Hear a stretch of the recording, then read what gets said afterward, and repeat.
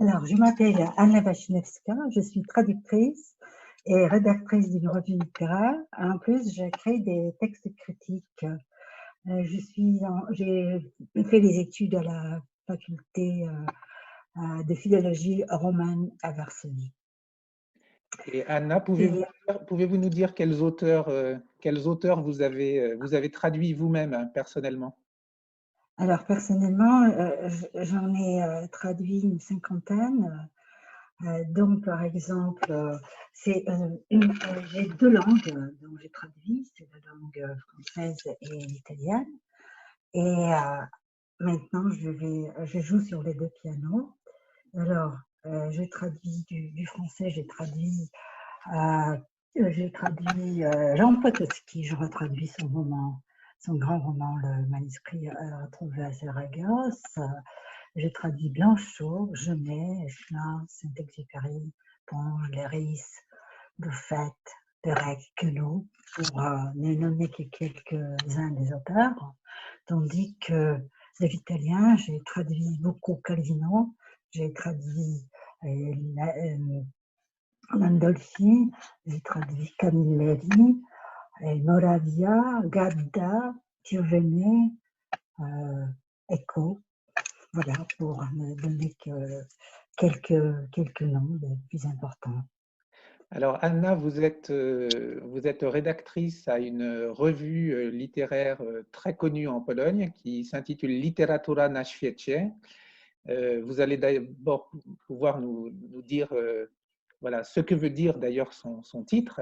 Et pouvez-vous nous parler de cette revue et de sa spécificité? Oui, alors en effet, littérature na świecie, ça veut dire littérature dans le monde. Et c'est une revue qui aura ses 50 ans l'année prochaine, donc une longue histoire. Et j'ai une longue mémoire parce que je suis entrée dans la revue toute jeune en 1960, en 1979. Et depuis le début des années 90, je suis responsable de l'espace d'expression littéraire de l'expression française et série italienne. Et c'est une revue qui était et reste toujours un lieu de rencontre de toutes les littératures du monde, de tous les continents, de l'Est à l'Ouest, sauf la littérature polonaise qui en est exclue. Les auteurs polonais, ils peuvent contribuer en tant que traducteurs, critiques, essayistes, mais pas en tant qu'auteurs de leurs propres textes, ce qui a été une très bonne idée parce que ça nous évite les querelles inévitables qui accompagnent absolument chaque vie littéraire de chaque pays. Donc, on est absolument focalisé sur la présentation des littératures. Nos numéros sont surtout monographiques, soit centrés sur un auteur, soit sur un courant littéraire, soit sur un espace littéraire, comme c'est dans le cas, par exemple, des numéros consacrés aux plusieurs francophonies. Et ou bien, ce sont des numéros thématiques, comme c'était celui consacré au Shoah, ou bien à la mort, ou bien aussi à la littérature pour enfants, ou bien celui de la présentation de certaines écoles ou courants littéraires, comme c'était le cas des numéros sur la pataphysique ou sur le lipo. Et on soigne énormément nos traductions parce que, bien sûr, les textes que nous présentons, le choix de textes comporte soit les grands fragments de récits ou de romans, soit les textes intégraux avec une enveloppe critique très riche, soit traduite, soit écrite par les spécialistes, par les critiques polonais ou même les traducteurs. Et on comble surtout les lacunes.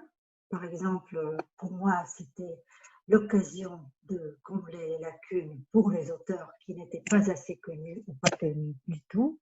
comme c'était par exemple le cas de Georges Perec, ou Raymond Queneau, ou Maurice Blanchot, ou encore Michel Léris, ou Ponge, ou Roussel. On peut se permettre ça, de faire des grands numéros, parce que je n'ai pas encore dit que chaque numéro comporte environ 400 pages. Donc, à vrai dire, c'est un livre. Et on a influencé beaucoup notre revue, qui a une grande durée, a influencé parfois les écrivains polonais. C'était par exemple le cas pour les poètes dans la fin des années 80, bien sûr 1980, est sorti un numéro sur la poésie new-yorkaise qui a énormément influencé toute une génération de jeunes poètes. Ou bien un numéro sur la pataphysique et sur l'Oulipo a encouragé et a fasciné les écrivains polonais à écrire justement en suivant certaines contraintes. Donc, et en plus, on encourage parfois, par nos choix, les éditeurs à publier les textes intégraux des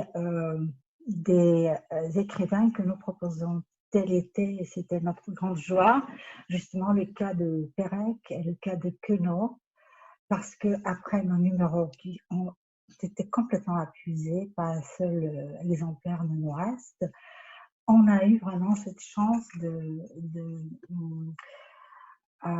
faire paraître au marché du livre en Pologne les auteurs considérés très difficiles ou bien intraduisibles.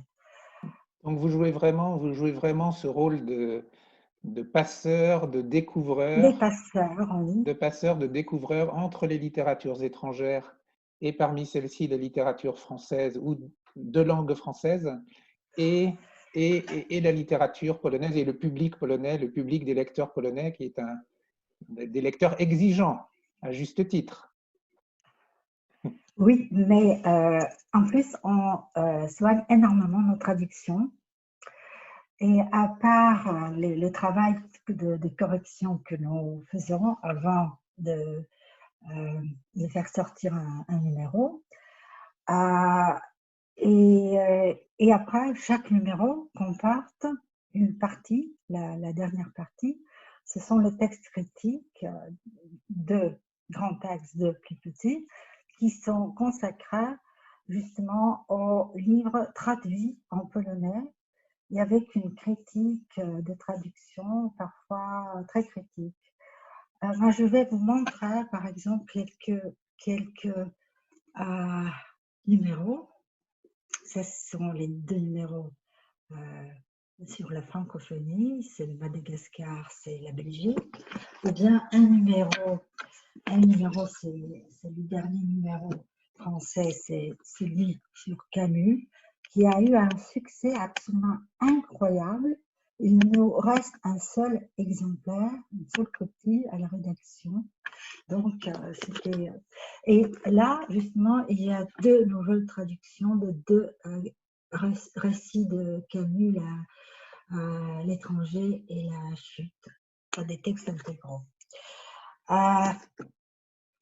Mais avant, maintenant, c'est là, voilà, c'est ça, notre revue. Mais avant, sous l'Ancien Régime, les couvertures étaient complètement différentes et c'était une édition de poche.